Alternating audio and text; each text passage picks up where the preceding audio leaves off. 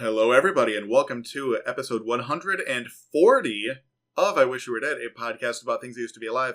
My name is Gavin. That is Mike. Fia is not feeling terrific today, so we gave her the day off. As the generous bosses we are of this weird podcast friend relationship. Fia's not the only one that's feeling rough today.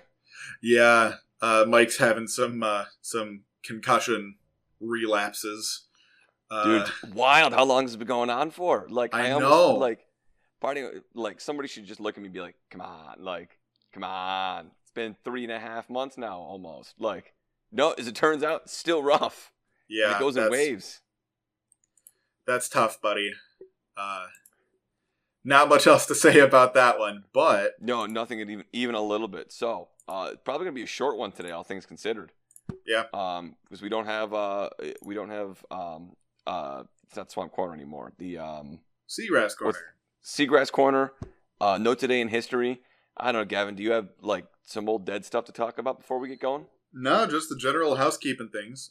Do housekeeping things then. Yeah. Do not forget to rate the show on whatever platform you listen to us on. Make sure to follow us on Twitter, Facebook, YouTube, etc. to give us feedback about the show and suggest any future topics you'd like to hear about here on the show. If you'd like to be a guest on the show, like we just had an episode 138, and then we did an episode sort of 138.5 part 2 sort of thing, where we had some guests. If you want to be like that, we have a guest form down in the show notes of every episode, so feel free to fill that out if you want to come on as a guest. And next episode, we're going to be talking about a cool topic that is way more complex than you would ever think. But we're going to be talking about parasitism, about ticks and fleas and things, because it's summer and our cat had some fleas. So we're going to be talking about parasitism and just that whole lifestyle that a lot of animals and plants live. So, yeah, it's going to be an exciting and honestly pretty gross one. So looking forward to that in 2 weeks. With that, the house is kept. So last time Mike took the wheel, we talked about a guy named Bud Dwyer. And there had to be a trigger warning on that episode. Fia and I did not know what that episode was going to be about. And I also don't know what this episode's going to be about. Yeah. So, Mike, do I need a trigger warning? I think we're mostly fine with a trigger warning today. I will say that the circumstances of this person's death are why we're going to talk about them. Okay. So it's not person lived a long, happy life and then, peacefully died in their sleep at age 98. Sure. But I don't think there's a need for any kind of a content warning on this one. Okay. And if I'm wrong, Gavin will put a content warning edited into the beginning. Yes. Of this episode, so you already know whether or not this needs a content warning, dear listener. Yes. And just for anybody who's not aware, perhaps if this is your first episode of the show, 80% of the time. For you. Well, 80% of the time, this is a paleontology-focused podcast, but we like to give our non-paleontologist co-host a chance to talk about some stuff that they're interested in and some stuff that they do. So Mike is a high school history teacher, and so every episode that ends in 0 is a Mike Takes the Wheel episode. So he's going to be telling us about a person, usually in U.S. history. I don't think you've done an episode about non-U.S. history. I think you're probably right. I'm not 100% sure, but probably. Yeah, off the top of my head, I don't know. This is the 14th time, so it's hard to keep track of it. But so who are we going to be talking about today, Mike? We're going to get there in a second, but we have to quick history. Sure. First on how we actually get there. And what I will say at the beginning is that it is going to become very obvious why I picked this one today. And not just because it was 15 minutes before we started recording and I was like, I don't have a great one. This is one of the ones I've kind of got in my back pocket where, if I don't have something cool I want to talk about, we'll go with this one. And it kind of, to me, it just fit the mood today. So, we're going to go back to the well of one of my favorite topics that we've done at least one episode on, if not more than one. We're going to talk about baseball today. Okay. Now, Gavin, do you know, you're familiar with baseball, at least familiar enough. I am. In baseball, there's a pitcher that throws the ball and he tries to get the hitter out. Sure. You know how there's different pitches in baseball, right? Yes. Okay. Can you name any of the different baseball pitches that you might find? So there's fastball, changeup, curveball. I had several like baseball video games when I was growing up. So there's like Splitter, Knuckleball. Then there's some weird like sidearm shenanigans, which have most of those, but throw it weird. Those are most of the ones that I can think of off the top of my head. Right, so you've got the exact right idea. So for the most part, most pitchers throw balls kind of overhand, and they'll throw fastballs go fast, as you might expect. Changeups, they're supposed to look like a fastball but go slower. Curveballs and sliders and other pitches that are called breaking balls, balls kind of spin in a different way. They might have more top spin or side spin, and they're going to actually curve in weird ways on their way to the plate. And there's other pitches too, like splitters, which are supposed to just fall right at the end. Or one of my favorites is the knuckleball, like you mentioned. And if you've never seen a knuckleball in action, I'd recommend going on YouTube and watching videos of it. The balls either don't spin or they spin just a little bit from the time when the pitcher releases it to the time the catcher catches it, causing the ball to move in very unpredictable ways. Those were some of my favorites. So playing like wiffle ball in gym class in school. So I would usually pitch. Don't ask me why, because I played golf, not baseball. And so especially with a wiffle ball, you can do some funny stuff with a wiffle ball just because it's so light. So it moves so much more than a baseball would with any kind of spin or lack of spin. And you've already kind of picked up on a couple of things that I actually want to talk about today, Gavin. So one of which, with the wiffle ball, is that in addition to it just being so light and everything, it's also not symmetrical. You've got holes on one side of a wiffle ball, and the other side is smooth. The ones we played with were like Swiss cheese, where there was just holes all around. Okay, yeah, and those ones, those will behave similarly to a baseball, where you just throw it right, and then just the variable wind resistance will cause the ball to move. And if you can throw a lot of those same pitches. Instead of overhand, you can throw them sidearm or underneath, and they'll move in similar ways, but it kind of looks funky. None of those are exact pitches that I want to talk about today. Those are common pitches that are legally allowed today in baseball. However, there are some illegal pitches that used to be allowed in baseball that are no longer allowed. I'm assuming that you don't know what I'm talking about, but Gavin, do you have any guesses as to any illegal pitches in baseball? Other than pine pitch, which I know a lot of pitchers they put on their hands to cheat and make the ball spin more. And I know that was a big thing back in the olden days, the early to mid 1900s. I think there's even a player that got caught with that like last season, wasn't there? 2 seasons ago. So you are combining together a couple different things here, and I'm so excited. So the more recent thing that players have been doing is putting on some kind of weird sticky substances to their hands. Because if you, and again, without getting too deep into it, if you make your fingers pretty sticky, or you're able to make the ball pretty sticky, you can just spin the ball a lot harder. The ball will spin faster, and it will move a lot more, is the basic idea. And this has been not allowed for quite a long time in baseball history. Pitchers have usually found ways to sneak around it. Yeah. And then it got real bad just a couple of years ago, and the league started cracking down a lot harder.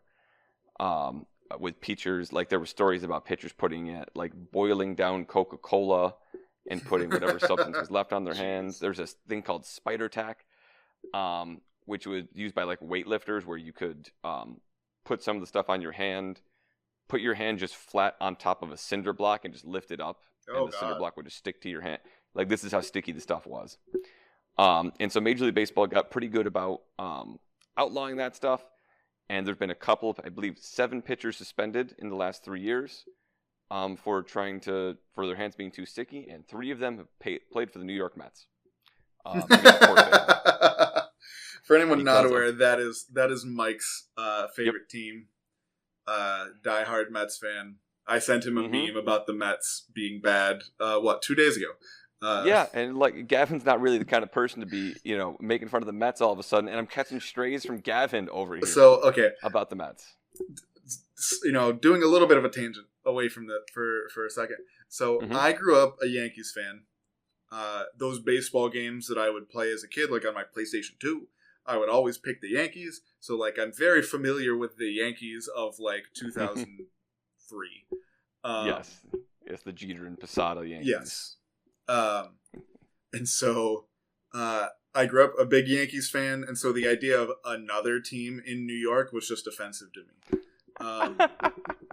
So anytime I get to dump on the Mets, regardless of like, I understand nothing about baseball. I couldn't name more than 3 players on the Yankees today. Any chance I get to just, throw strays at the Mets is a good day for me. And anybody else who's listening who's a Mets fan knows this is just life. Like, people will just take shots at the Mets that have never seen a baseball game, but they know that you make fun of the Mets. That's right. Now, getting back to this, and I promise we're going to relate this back to a dead person very shortly.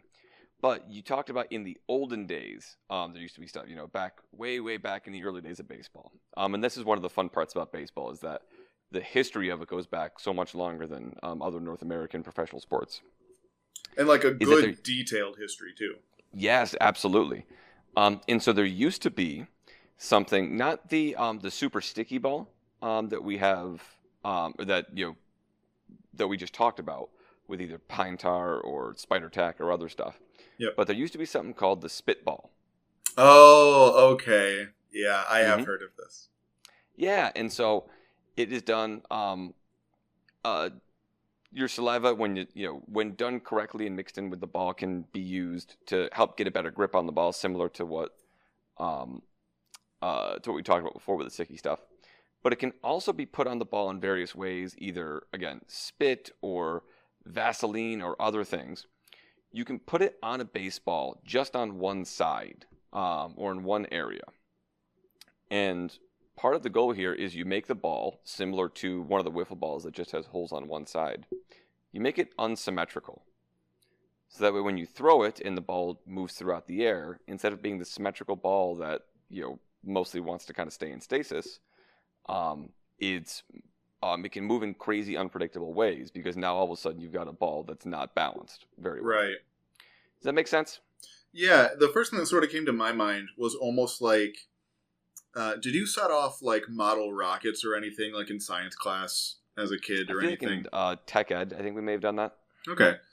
But like when the rocket goes off kilter, because there's always a few that do, how it sort of loops it, like while moving in the general direction, it'll sort of go in loops, going a single direction, but be very sort of wibbly wobbly as it goes. Yeah, that's exactly what the idea of a spitball, or in some cases an emery ball. People would bring emery boards and cut up the balls on certain sides Interesting. to do it. Which is, now, this can happen kind of naturally, just as anybody who's played baseball before knows. You use a baseball for the whole game, it might get a little bit scuffed up just by using it for the whole game. Which is why in Major League Baseball today, you see this all the time. Anytime the ball hits the dirt or anything, they just throw the ball out and they get a new one. Right. It seems like the umpires have like 50 balls in their pockets. Right, and there's the ball boys are always bringing out new balls. It's a constant process. That is obviously not the case at lower levels of baseball, and it certainly wasn't the case back in earlier in professional baseball history, where they would only use a couple of balls a game. And as a result of only using a couple of balls a game, and it used to be legal to doctor up the balls with whatever you wanted, with chewing tobacco, with spit, with anything else. Yeah. You can imagine how dark and dirty these balls would become. So that leads us to our pitcher. That's gross. Oh, yeah. That leads us to a pitcher for the New York Yankees. Oh, boy. No. Oh, yeah. A guy named Carl Mays. Now Carl Mays was known as a headhunter. He hit Ty Cobb. Anybody that got too close into the plate, he would throw inside and basically say, if you're gonna get up there and get that close to the plate, ready to hit, you might get one on the inside part of the plate. You're gonna catch some strays, not the Mets. Exactly. You. Yeah, right. Whoever Carl Mays happened to be facing that day. He was a spitballer, and so again, he had these balls that might be misshapen by the end of the game. Certainly were off colored, and he would throw kind of sidearmed. In one version of the story, Mays learned his underhand style of pitching from Dizzy Dismukes, who was a Negro League pitcher. There's other stories that he was taught. And which, for context, that is like the actual official name of it. You're talking about the Negro Leagues? Yes. Yes. Just for clarity. Yes. And there are various Negro Leagues, plural. The Negro Right. Leagues are what we use, and there's different ones which have recently Major League Baseball has gone back and recategorized them as official proper major leagues. Not the topic we have today, but yes, just an important clarification. That is the appropriate vernacular.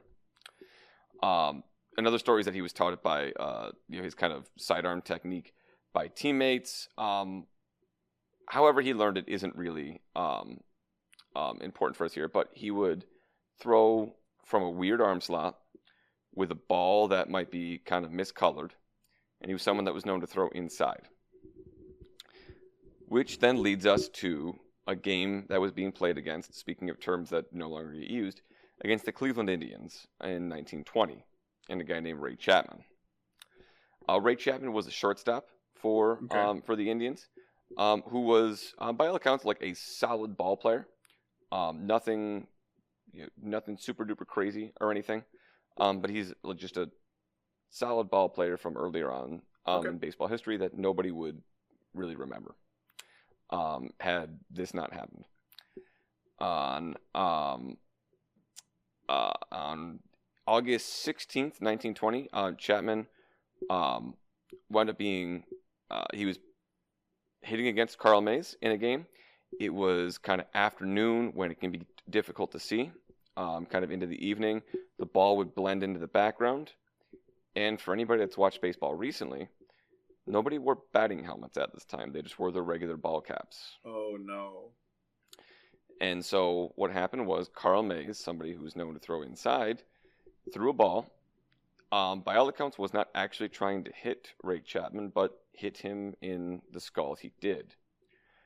The ball made such a loud sound off of Ray Chapman's head that Carl Mays actually thought it hit the bat, so he picked the ball up and threw it to first base, which isn't really a good look, and definitely led to some ill will towards Carl Mays. Oh, God. Yeah, I bet. Yeah. So Ray Chapman is hit there on the field. He is there are some people that tell the story that he died right there on the field. That is not accurate. We know pretty well that is not what happened. I'm trying to find here. He tried to walk, but his knees buckled as he was helped off the field by his teammates. He mumbled, "I'm all right. Tell Mays not to worry." And then he fell unconscious. There was some emergency surgery performed to try and relieve the pressure on his skull, but at 4:40 in the morning the next day, he had died. And Ray Chapman remains, to this day, the only Major League Baseball player to die as the result of on-field play. There have been other players that have died for different reasons during their playing career, but he is the only one to have died because of something that happened on the field. And you can see now why I chose this particular topic, given my current situation with the concussion and everything. Two other quick notes about this. Number one, you will often hear people say that that Ray Chapman getting hit in the head was the impetus for players to actually start wearing batting helmets. That's like very vaguely true. However, if it was really true, you would think they would start wearing helmets right away. It took another 30 years for Major League Baseball to actually require hitters to wear helmets. I'm sure some did in that interim. I bet, like maybe some of the guys' teammates or something. So I imagine it was, given what I know about baseball players, it was a pretty slow process where a couple of them trickled in, And then even when they started wearing helmets for years, and this went on for decades afterwards, they'd wear helmets that would cover up like the very top of your head, but like there was no ear flaps or anything that you would see today on baseball helmets, still leaving people very well exposed. So Ray Chapman, sort of the impetus for modern helmets. However, if you hear anyone say that, it is a little bit oversimplified, and it was a much slower process than just, one person gets hurt and then we try and solve the problem. Baseball players have nothing if not false. They try to be manly all the time. Right. Show everyone how big and tough they are. The other thing actually has nothing to do with this particular story, but it goes back to the spitball and famous spitballers. Okay. And so I'll just briefly tell you this story about a guy named Ray Caldwell. Okay. So what happened was, I believe the year after Carl Mays hit Ray Chapman, there was a Major League Baseball basically said the spitball is now illegal. You are not allowed to doctor the ball, except for we're going to let anybody who's currently throwing the spitball to keep doing it. And so for like another decade and a half, you just have like these handful of old pitchers. Wow. That still got to use this one thing that nobody else was allowed to do, which is just one of my favorite little anecdotes in Major League Baseball. And there was this guy. I'm trying to find the exact game here, but there's a guy named Ray Caldwell. Here we go. He was in 1919. He was getting ready to pitch a complete game. He had pitched 8 2/3 innings. He needed one more out to get the complete game. He was then struck by lightning on the field, was fine, got up, and got the final out for the win. And then I believe 2 weeks later threw a no-hitter. Oh because this is just what you did when you played Major League Baseball. Sure. This is just like the wildest things they would let happen. There was just no safety regulations, no nothing. And that is wow. That is our story for today. Of the spitball. Of the many reasons why the spitball is not allowed. It is just dangerous to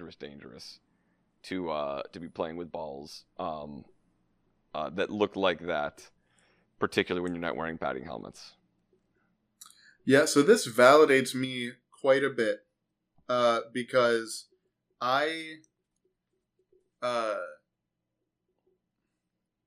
so the reason why I said I play golf was because all through like elementary school I played Little League, and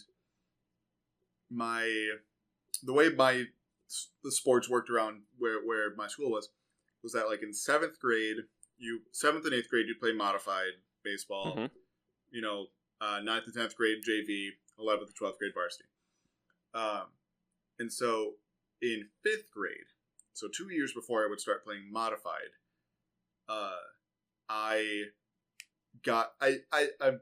I'm sure I'm remembering it slightly wrong. But it honestly felt like I got hit by a pitch at least once a game. Yeah. Yes. Like that entire season. Especially at lower levels of baseball, where just like nobody knows. Where the ball's going. Like all the time, people are getting hit with pitches. Yeah, and so but that's also especially right around the time. It's like when, especially boys. Well, by that point, girls are typically bigger than the boys. Yeah. But, they start getting some muscle on them. And that's kind of when they can't aim, but they can sure throw kind of hard. Yep. And it feels good to throw, I throw a ball hard. Like, there's a caveman part of your brain that just wants to do that. Exactly. And so, that basically made me quit playing baseball. So then I didn't do anything in the spring in 6th grade, and then 7th grade was when you could start playing golf for the school at my school. So I took the 6th grade spring off and started playing golf in 7th grade because I got hit a ton in 5th grade, pee-wee baseball. Yep. Yep. I mean, that is, and there is some value in that. I think to kids growing up is doing something and like getting a little bit hurt. Oh yeah. And just like, and the difference between pain and injury and all that. Right. And also, early 20th century, 19th century American baseball, they had the mix a little bit wrong on that one. Yeah. All right. This has been episode 140 of I Wish You Were Dead, the podcast about things that used to be alive.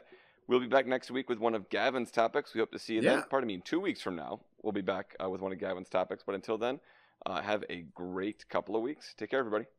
This episode of I Wish You Were Dead was written by Mike Bryson and hosted by Gavin Davidson, Mike Bryson, and Fenella Campanino.